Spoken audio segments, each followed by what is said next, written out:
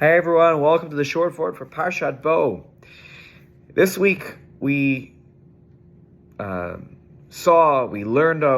about the release of a number of hostages. And I want to just even highlight one, and that is Agam Berger, who in her captivity for over a year in unimaginable conditions ensured that she would always keep Shabbat. Her captors would make her cook, but on Shabbat, she said, I will not cook on Shabbat. She didn't eat any of the meat that she was served. Wanted to keep kosher to the extent that it was even possible, and she did it. And it's it's just a striking and incredible story that this is what she did during captivity, kept Shabbat, kept kosher. And then she had a Yetziat, she left from captivity, she was freed. And I thought, how did she, muster the courage to continue forth with that?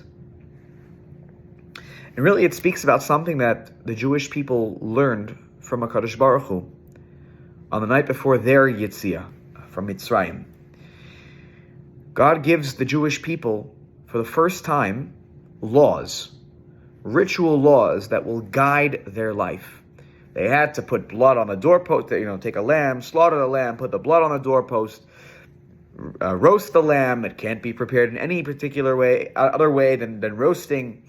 You can't eat any of the bones, or you can't break any of the bones of this lamb, but you can't have any leftovers either. There are lots of laws that relate to the rituals of the night before the Jews left Egypt.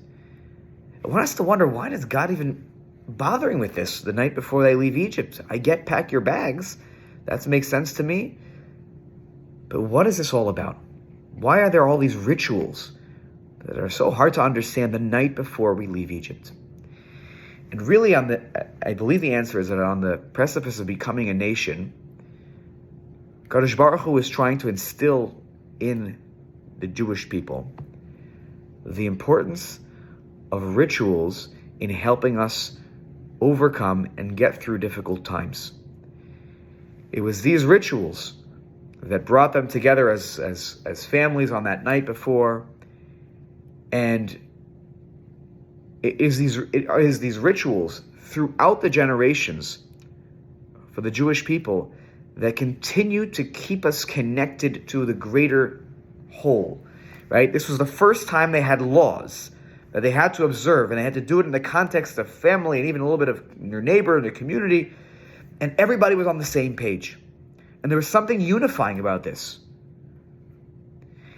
And we all understand that our laws, Shabbat, Kashrut, on down the line, how we observe the Chagim, is what binds us together. It's what keeps us feeling connected to each other and to HaKadosh Baruch Hu.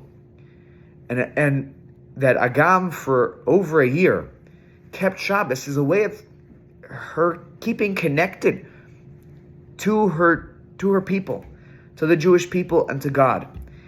And this was a lesson that the Jewish people learned on that last night in Egypt, that if we are going to succeed as a people, it will be because we have a shared experience of these ritual laws there, that we're going to search for the beauty in them, and they're going to enhance our lives.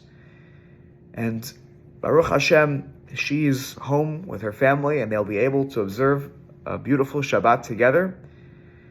And may we all learn from her example, and may we all learn from the Jewish people's example on the night before Yetziat Mitzrayim that we read about in this week's Parsha, about how important it is to stay the course and make sure that we are connecting with our ritual laws.